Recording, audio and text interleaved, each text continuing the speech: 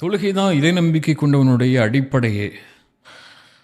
ஒரு மனிதன் தொழுகையை தன்னுடைய வாழ்க்கையில் கடமையான தொழுகையை, குறிப்பாக கடமையான தொழுகையை ஒரு இறை நம்பிக்கை கொண்டவன் எடுத்துக்கொள்ளன்னா அவன் அவ்வளோதான், அல்லாவிடமிருந்து தூரமாயிட்டான். அல்லாவும் இவன் அல்லாவை விட்டு தூரமாகிறதுக்கு முன்னாடியே தொழுகை இல்லாதவனிடமிருந்து அல்லாஹ் அவனை விட்டு தூரமாயிடுவான்.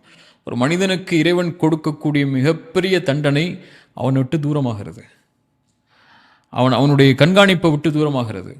அந்த கண்காணிப்பை விட்டு இறைவன் தூரமாகிட்டான்னா, அவனை நேர்வழிப்படுத்துறதுலையோ, அவனுக்கு ரஹ்மத் செய்யறதுலையோ, இரக்கம் காட்டுறதுலையோ இறைவன் தூரமாகிட்டான்னா அதை விட பெரிய தண்டனை எதுவுமே இல்லை. அதனால தான் ரசூலுல்லாஹி ஸல்லல்லாஹு அலைஹி வஸல்லம் அல்லஹதுல்லதி பைனனா வ பைனஹும் அஸ்ஸலா, எமக்கும் இறை நம்பிக்கை கொண்டவங்களுக்கும் இறைவனை மறுத்து வாழக்கூடியவர்களுக்கும் உள்ள உடன்படிக்கை தொழுகைன்னு சொன்னாங்க. அதை ஒருத்தர் செஞ்சிட்டான்னா ஃபக்கது கஃபர், இறைவனை மறுத்துட்டான்னு சொன்னாங்க இல்லையா?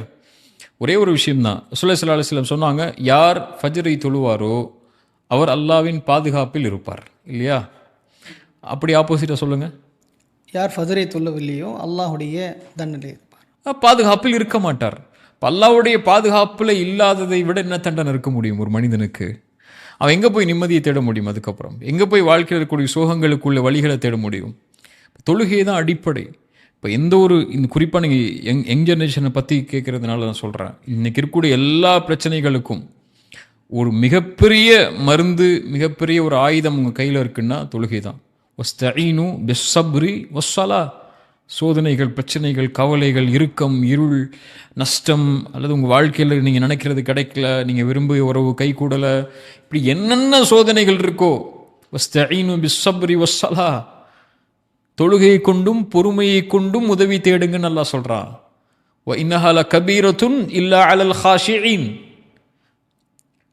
அது சிரமமான காரியம். யாருக்குன்னா அல்லாஹ்வை உள்ளச்சத்தோடு பயப்படாதவங்களுக்கு அது சிரமமான காரியம். இப்போ அல்லாஹ் உள்ளச்சத்தோடு பயப்படக்கூடியவங்களுக்கு தொழுகை மிக முக்கியமான அடிப்படையான ஒரு ஆயுதம். அவங்களுக்கு அதை எடுத்துக்கொள்வாங்க.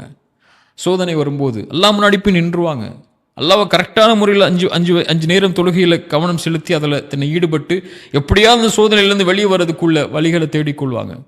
அல்லாஹ்வை மறுக்கக்கூடியவங்க தான், அல்லது அல்லாஹ்வை மறக்கக்கூடியவங்க தான் பாவங்களில் போய் தன்னுடைய வாழ்க்கையில் இருக்கக்கூடிய சோகங்களுக்கோ பிரச்சனைகளுக்கோ வழி தேடி அதையும் தங்களுடைய வாழ்வில் இருளுக்கு உள்ளாக்கி கொள்வாங்க. யார் நினைவிலிருந்து தூரமாகிறாரோ அவருக்கு நெருக்கடியான வாழ்க்கை அல்லாஹ் கொடுப்பேங்கிறான். அல்லாஹ்வுடைய நினைவிலேயே மிகப்பெரிய நினைவு தொழுகை தான்.